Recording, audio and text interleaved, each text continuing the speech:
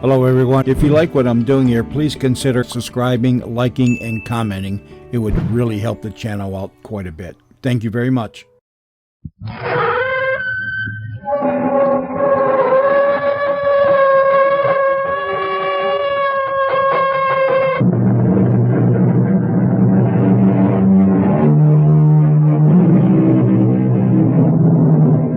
Come in. Welcome. I'm E.G. Marshall. Man, wrote Voltaire more than 200 years ago, is the only animal who knows he will die. But man does not, and never has, accepted this dire bit of knowledge, not completely. He struggles still to discover or invent some reason to believe that he is immortal. That, however altered, he will nevertheless live on forever. And that is why, centuries ago, ghost stories were born. You must appease the god Hermes. But my daughter... Pacify the Eumenides. What of my daughter? Reconsecrate the temple. All pollution must be removed. My daughter, what of her? Your daughter cannot be laid to rest within the boundaries of this city. She must be taken outside these walls and buried there.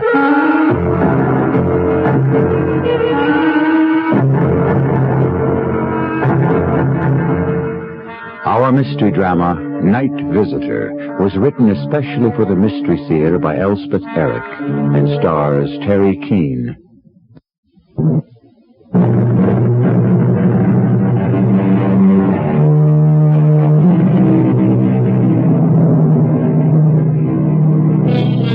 It's possible that the cavemen sat around the fire after dark and told stories of strange shapes they had seen and awful sounds they had heard, and wondered aloud if their ancestors were trying to get in touch with them. We can't know for sure because they could not record their experience, but a ghost story from the 4th century before Christ has come down to us.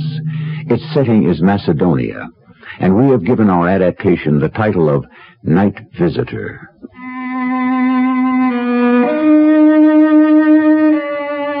He couldn't have picked a worse time to pay a visit.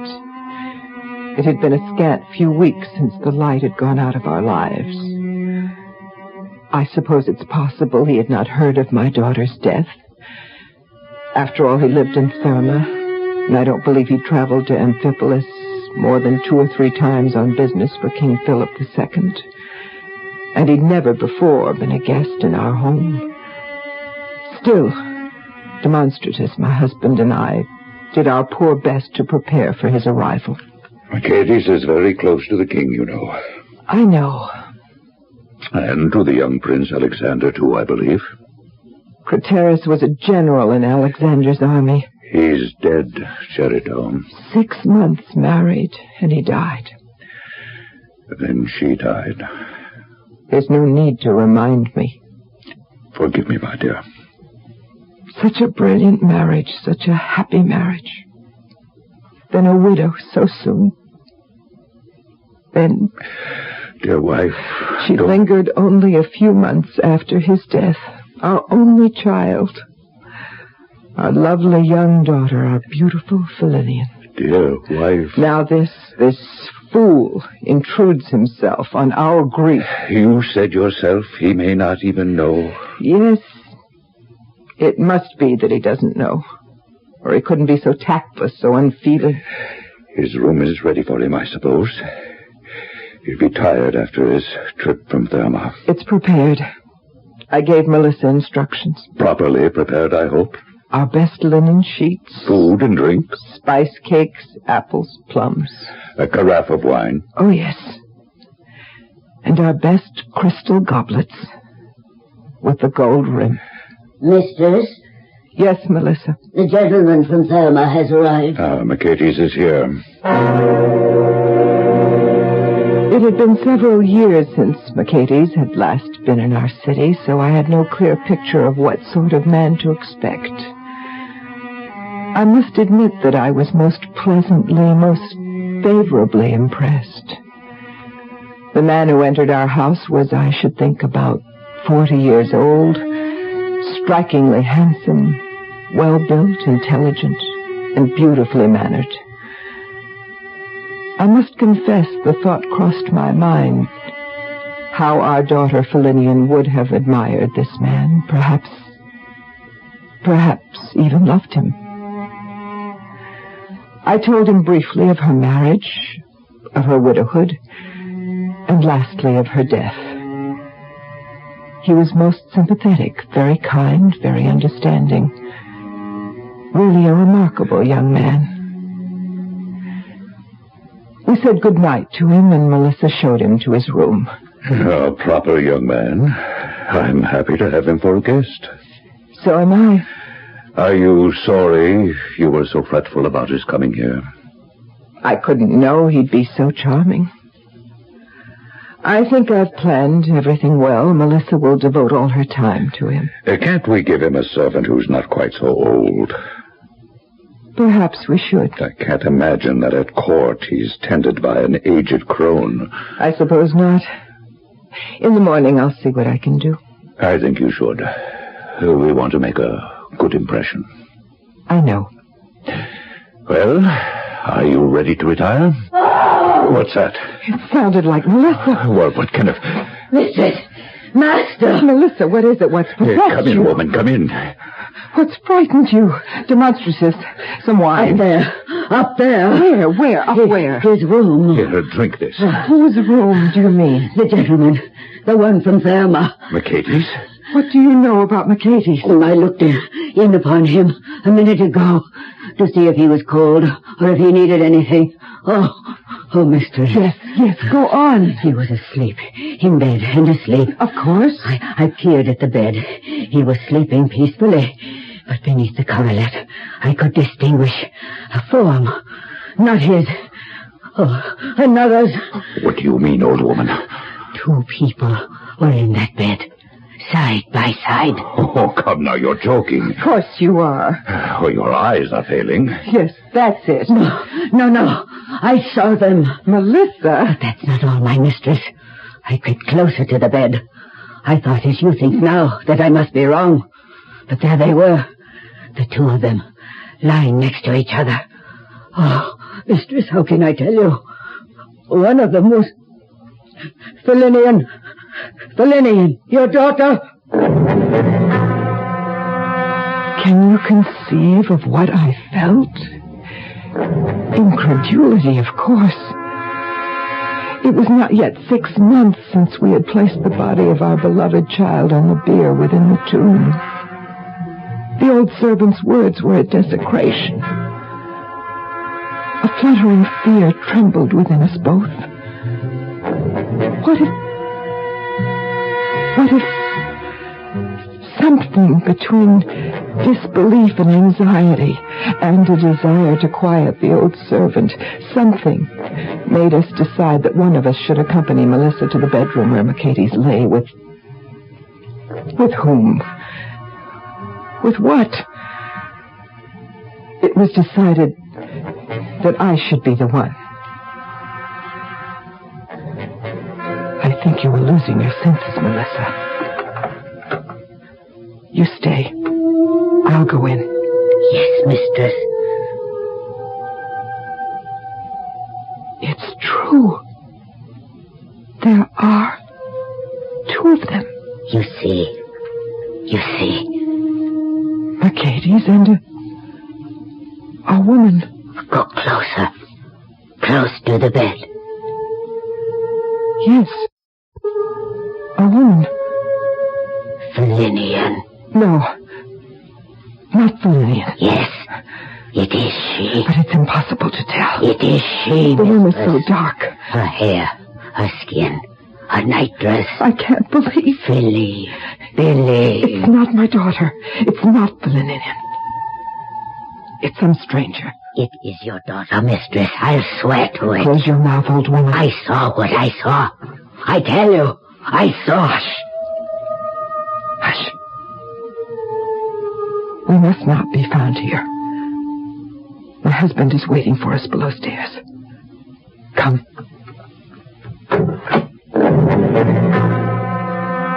Indeed, Demonstratus was waiting for us in a fever of impatience. I had decided that I would not tell him anything of a definite nature, for I was not sure myself. There had been a moment there in the bedroom when I thought I recognized the hair, the skin, the nightdress. They were familiar to me. But that signified nothing, really. Felinian could not have been the only girl with chestnut hair and peach-pink skin. Not the only one to wear a white sleeping gown threaded with yellow ribbons. Oh, no. No. Well, what did you find? Nothing. Am I right? Nothing at all? Nothing. He says we found nothing. Tell him. Go on, tell him. Charito, tell me. It is true. Mercedes was not alone in his bed. Not alone? There was a woman. Felinian. What? No. No. Someone who looked somewhat like, who could conceivably be mistaken for her. The hair, the coloring, the clothing. It was Felinian. Be quiet, you crazy old woman. I knew her from the day she was born. I watched her grow to womanhood. I tended her in the cradle. I guarded her at school. I cared for her till she married and left me. I know her, head to foot, body and soul. Her life has been so interwoven with mine that I could not fail to recognize her if I met her in hell. Stop your ravings, Melissa. Our Felinian lies on her bier in the tomb where we placed her. She has left it. She has escaped and found her way into this house, into his bed. I forbid you to speak another word. Do you want to be dismissed from our service? Do you want to beg bread on the streets? I saw what I saw. Go to bed, Melissa. You're tired. All the same, I We saw. will talk in the morning, Melissa. Crazy old woman. What did you see, Charito? I saw a woman, that's true enough. But it was no one we know. And most assuredly, it was not Felinian. The very idea. Mercedes must know many women in Amphipolis. He must have stirred more than one feminine heart in the past. It could have been some woman from our streets. What are you going to do about it? Why, nothing. But you must do something. What would you have me do? Do I ask him? Ask him who invaded his bed in the middle of the night. Demonstratus. It could have been anyone. Mercedes is an attractive man, so virile, so handsome, so distinguished. It would be a simple thing for him to plan an assignation. Nevertheless, it was in my house that he carried it out, and I mean to confront him with it in the morning. No. Are you afraid, Charito? Afraid of what I might learn?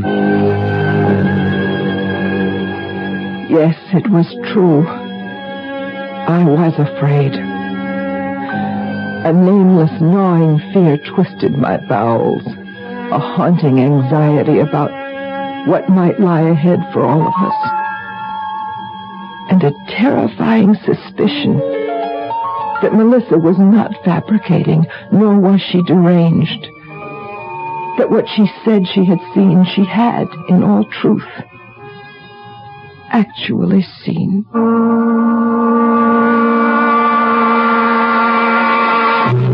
Arthur Schopenhauer, who died in 1860, was a renowned German philosopher, well known for his pessimistic views of the nature of man. It was his contention that we are born with a belief in ghosts, and that never, never will we be free of it. But of course, as I have said, Schopenhauer was a pessimist. I'll continue shortly with Act Two. The sheer...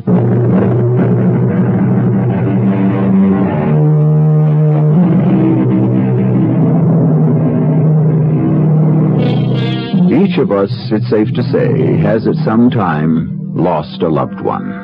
Our memories combine with our sense of loss and deprivation in a huge effort to bring them back to us. There are moments when it even seems that our love and longing must be strong enough to accomplish this. But what if it were true? What if we truly possessed such supernatural power? It's enough to scare us to death. It was the king himself who had suggested that I spend my 3 days in Amphipolis with Demonstratus and Charito. True, I remembered them from times past, an agreeable couple with a well-run household and most excellent food and drink. They had seemed a happy little family, and I was sorry to learn of the demise of their only child. I frankly felt that they thought well of me, and that they honestly liked me. So I was startled when early the next morning I heard an angry, imperious knocking at the door of my chamber. Mercedes, open the door. I must speak with you. Now, Mercedes, now. Demonstratus, what is the meaning Let of... us in. And Charito, what is the reason for this early intrusion? I did not want to come, but my husband... Are you going to let us come in? Yes, of course. I am your guest. This is your house. Come in by all means. By all means, come in. Thank you. Demonstratus, what's happened? Why are you... There's no one here. You see, Charito? There's no one here at all. Oh, did you expect to find someone? A woman. Oh, yes, a woman. Melissa looked in upon you last night, some hours after you retired, to see if you needed anything. She saw a woman by your side. And, as was her duty, she informed us. Well, yes, of course, it was her duty. I hope you were not unduly perturbed. It's true, then? Oh, yes, it is quite true. A few seconds after I reached this room, a most lovely lady appeared. I was quite taken by surprise, I can tell you.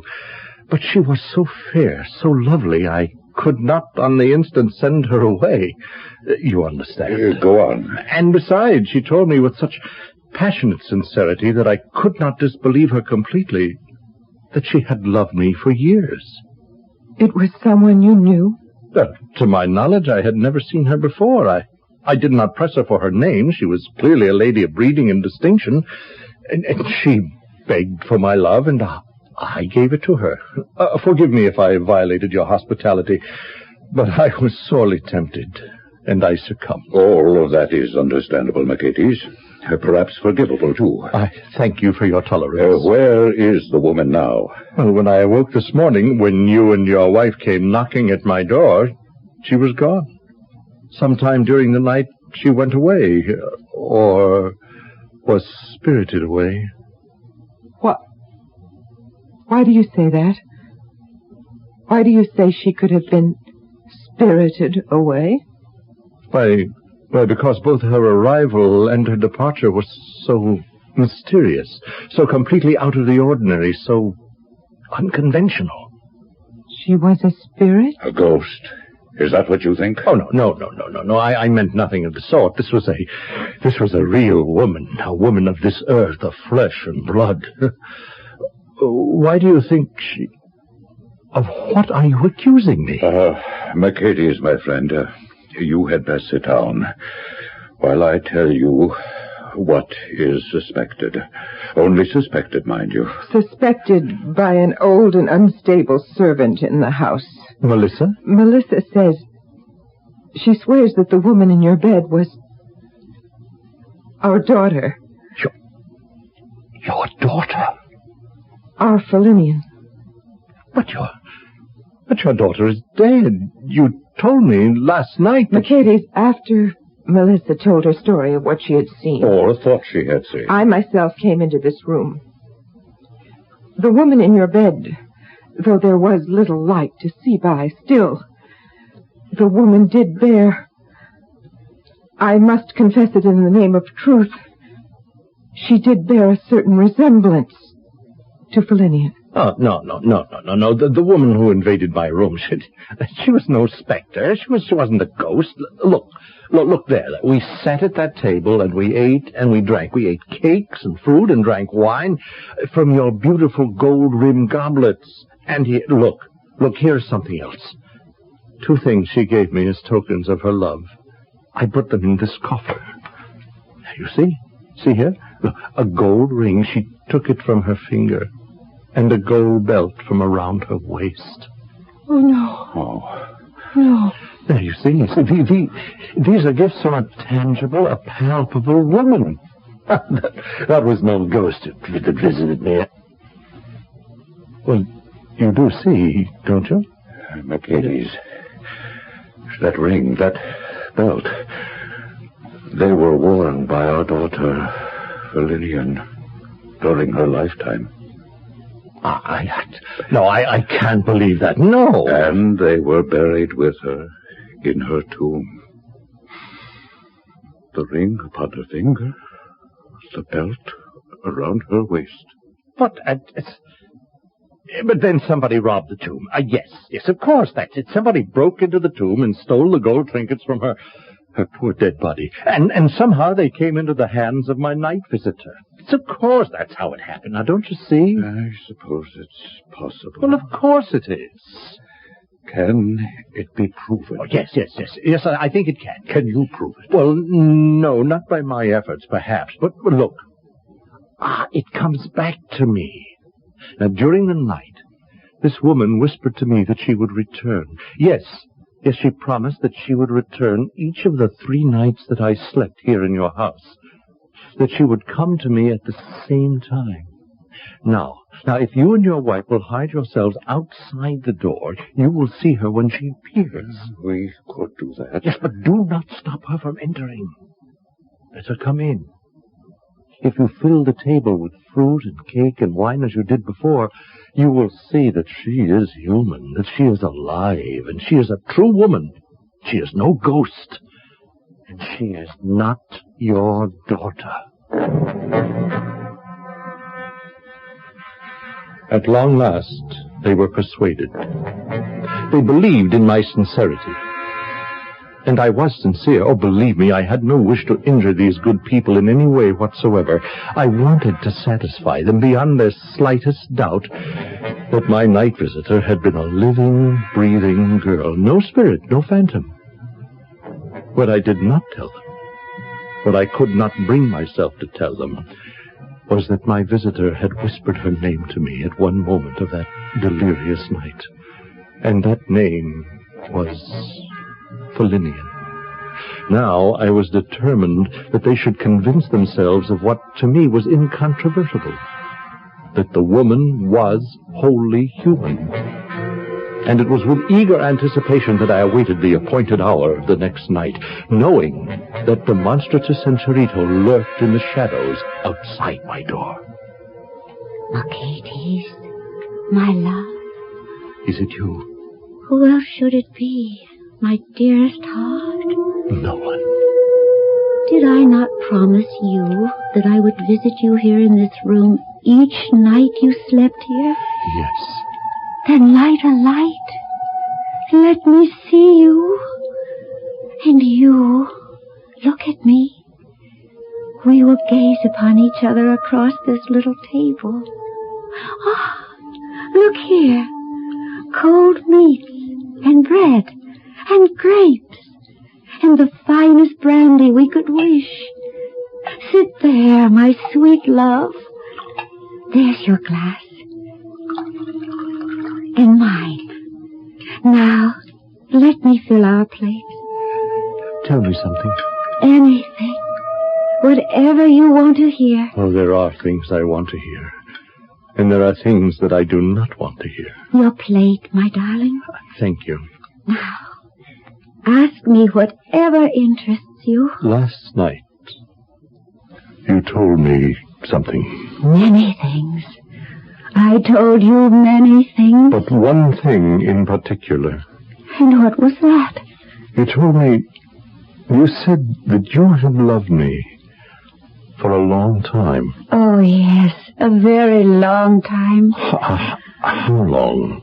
Since I was quite a young girl. Where did we meet? Why, here. Here? Here in Amphipolis. You came on business for King Philip. Oh, yes. More than once. Yes, several times. But I knew from the first that I loved you. Would always love you. Love you till my death and beyond. The second time I saw you, my love grew. And the third time, you were so fixed in my young girl's heart that I knew nothing could alter or stifle the love I bore you, not even marriage to another man. You married? Oh, yes. I was nearly 20. My parents arranged it. Who was the man you married? No, he was very distinguished. A good man. A kind man. He was a general, very high up in the army of King Philip. Perhaps you knew him. Well, what was his name? His name was Craterus. And what happened to him? Oh, he died. We were married a scant 6 months before he died. And that must have made you very unhappy. I grieved for him, yes. And then? Well, then, I died too. But you are here. My love for you had never died. It burned as fiercely as ever. My violent, my passionate, my unsatisfied love. And when I knew that you would spend 3 nights in my parents' house... Forgive me. Where are you going? Come back!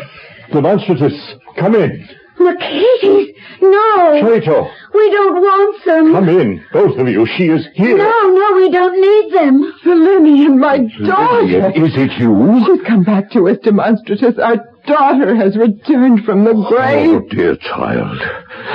To have you back. Oh, the gods are kind. Let us embrace you, dearest girl. Stay away. Stay apart from me. Lillian. Do not approach me. Do not come near me. But we love you.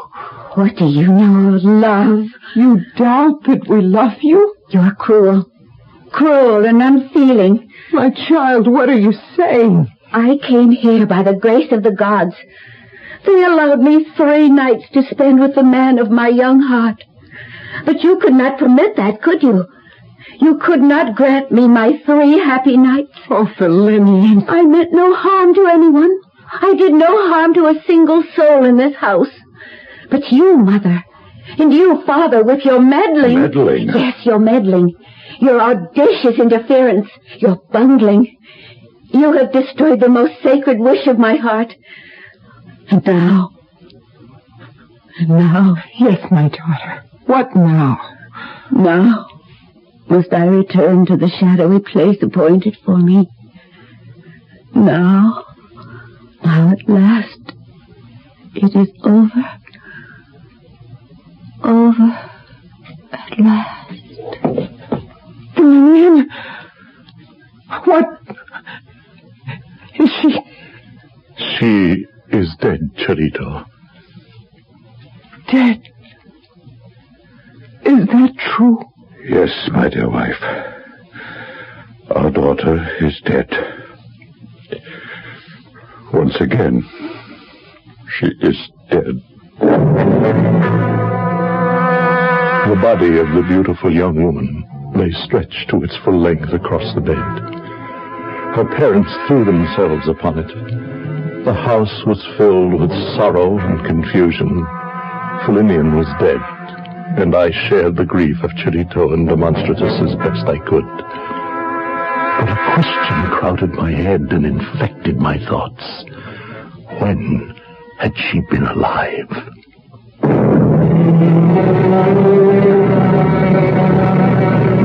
If you believe in ghosts, you have plenty of company, as this story, which dates back 2,300 years, well attests. If you do not believe in ghosts, well, many others share your conviction. The question of their existence or non-existence has never been decided, nor is it likely to be. But consider this. Believe or disbelieve as you will, someday you may be a ghost yourself.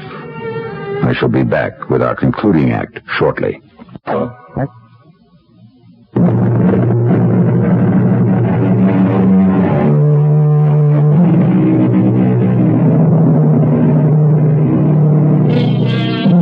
Let's be honest. This is a very unsatisfactory world to live in. Long on confusion and contradiction, short on justice and human kindness. Is it any wonder we long so ardently to turn away from it? out of disgust, despair, or simple boredom. But where, towards what do we turn in our extremity? Why, to the mysterious, of course, to the land of the unknown, the unknowable, and the strange creatures who inhabit it. They are good people, I guess, and kind enough in their way, but they are stupid. On the other hand, a slave, unburdened by possessions or position, happily deprived of aspiration and ambition, limited to menial work that any fool can accomplish. A slave like myself is free at all times to observe and reflect on the riddles and enigmas of life, both here and beyond. This is a freedom which I, in my bondage, cherish above all else. While the household was racked with grief over the second death of the beautiful Felinian, I took it upon myself to seek out Hillis, the greatest diviner among us.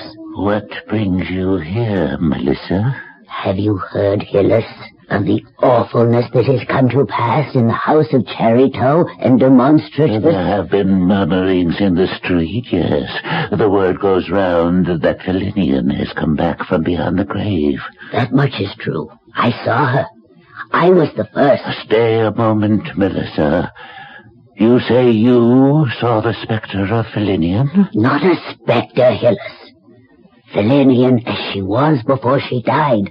Who would know her better than I? And you say you were the first to see her returned from the grave? Oh, there I misspoke myself. I was not the first, but I was the first to recognize her. Ah, and who was the first to see her? Mercedes, from Therma, friend to the king, who came here for 3 days on state business, and chose, unhappy choice, to spend those 3 days in the house of Demonstrators. But Felinian has been dead for some time now. Mercedes was informed of that on arrival. But that night he was tempted and seduced by a beautiful young woman.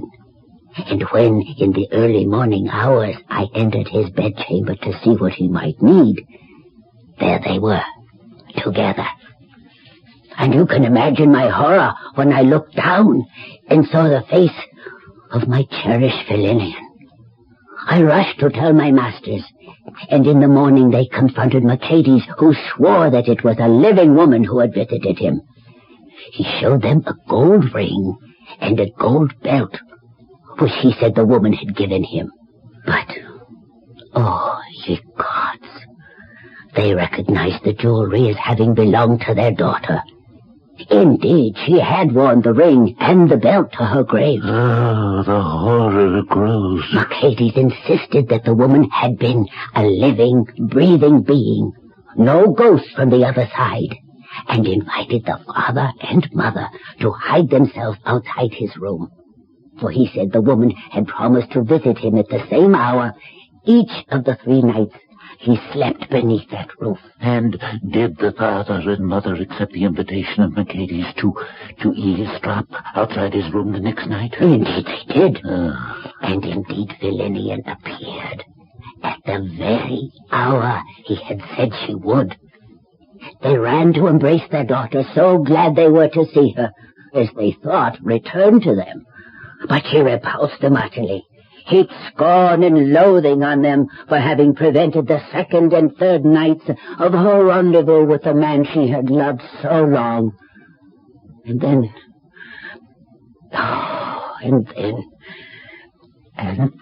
Melissa? Then she fell upon the bed and died. That is why I'm here, Hillis. Tell me what they should do, and I will carry your instructions back to them. I do not know how this dreadful event can be finally resolved, but I do know what must be done first before anything else. First, the tomb where they placed Felinian's body must be opened. I took the instructions of Hillis back to Cherrytown and Demonstratus. They had the grace to thank me for my trouble and made ready to visit the tomb that very day.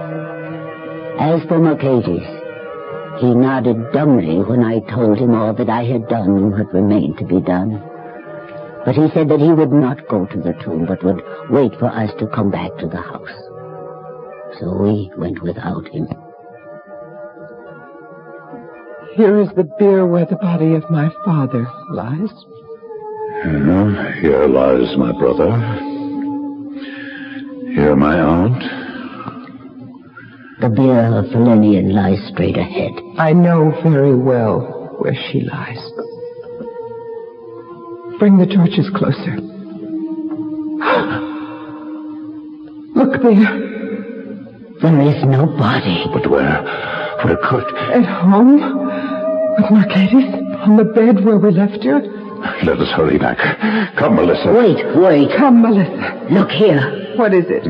See what I found lying on the bier? What? It's an iron ring. A man's ring. There's something else. Look. A goblet. A goblet with a gold ring. Oh, Demonstratus, it's one of ours. It is one of those I left in the bedroom of Mercedes that first night. Come, both of you. We must go back to the house. We hurried back, half walking, half running along the dusty road, saying nothing to one another, our faces drawn and haggard with anxiety. We were within a few yards of the house when we saw Mercedes standing in the middle of the road. Mercedes, we entered the tomb. The bier of Felinian is empty. I know. You know? How? What do you know? After you left, I decided that I had been cowardly to refuse to go with you to the tomb. A few minutes past, I made up my mind to join you just outside the house, lying on the grass. I found the body of Felinian. What? Why should she be there? I think that she was trying to return to her bier in the tomb. Her rightful home. Come, Demonstratus. Come, let us find her. Oh, sir. This has been a most dreadful experience. As much for you as for the rest of us. It has, Melissa. I wish I could help you. Perhaps you can. I, an old woman like me, a slave woman like me. There might be more wisdom in your ancient head than anyone dreams of. There well might be. But what has happened here? These are things that have to do with the netherworld. The dark, the shadowy side of the soul. The mysteries of heaven and hell and human failure. I don't know what to do. I meant no purposeful evil. I know, sir. When she appeared in my room, all beautiful and enticing, she was real. I swear I had no notion. She spoke of her love for me. She gave me her ring. Oh, sir. And her belt of gold from around her waist. They were real. I showed them to you. You saw them. There is something else, sir, which I must show you. What is that? This ring of iron. Right. And that ring is mine. At least it was mine till I gave it to her. You gave this ring to Felinian? Yes, that first night. A pledge of my love. When the tomb was opened, sir, and we went inside, we found the ring lying upon her empty bier. And not just the ring. We found this goblet, too. A goblet? With a rim of gold? Why, she took this with her when she left my room. A memento of our time together. You know what this means, sir. Tell me, my mind is whirling with confused thoughts. I reject them all, but they come back. It means, Mercedes, that when she left you that night, she returned to the tomb. Oh, no. And there she remained, till she reappeared in your room the second night. Melissa, what shall I do? What can I do? Who will tell me what I must do? Sir, go to Hillis. Hillis? Who is Hillis? The wisest man in Amphipolis. It was Hillis who told us to open the tomb. You say I should seek out this wise man, this Hillis? I can think of nothing else. Now, sir, if you will excuse me, I must join my mistress. She needs me more than you.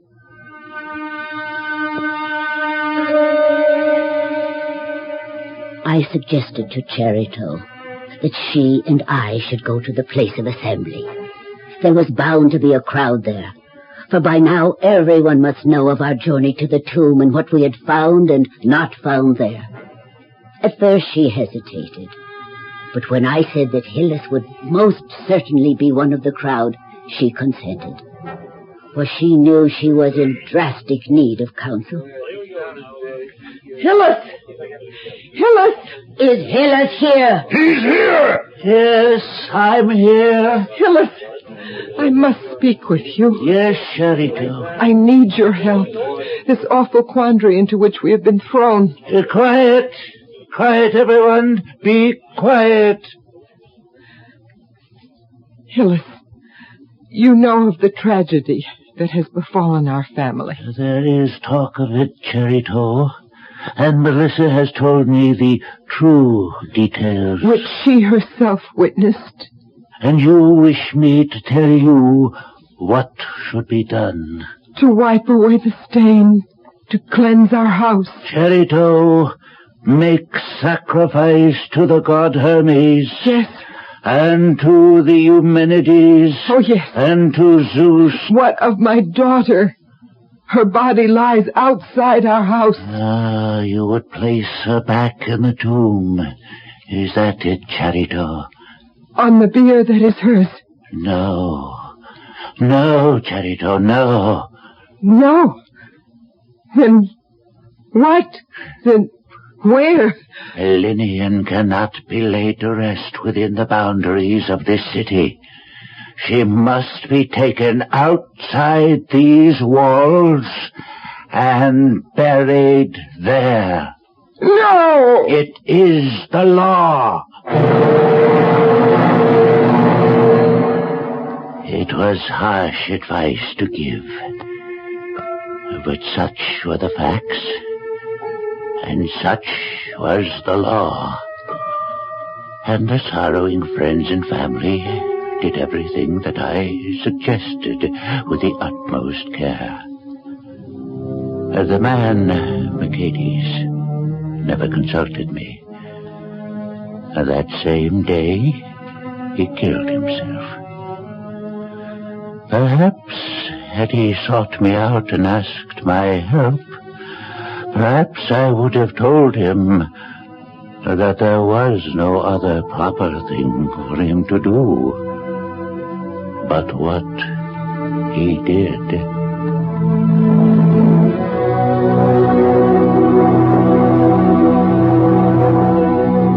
The story of Night Visitor, which we have brought to you in modern adaptation, was written down in the 2nd century after Christ during the reign of the Emperor Hadrian, though it is told as happening 6 centuries previous.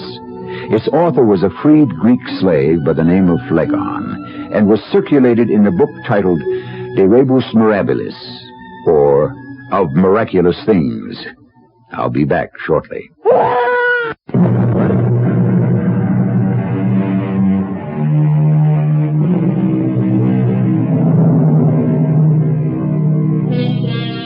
The opening of the story of Philinian is missing from Phlegon's account, but from other sources it has been ascertained that it was taken from a letter written by a man called Hipparchus to a friend named Eridaus, who was half-brother to son of Philip II, Alexander the Great. Our cast included Teri Keane, Earl Hammond, Evie Juster, and Ray Owens. The entire production was under the direction of Hyman Brown. This is E.G. Marshall inviting you to return to our Mystery Theater for another adventure in the macabre. Until next time, pleasant dreams.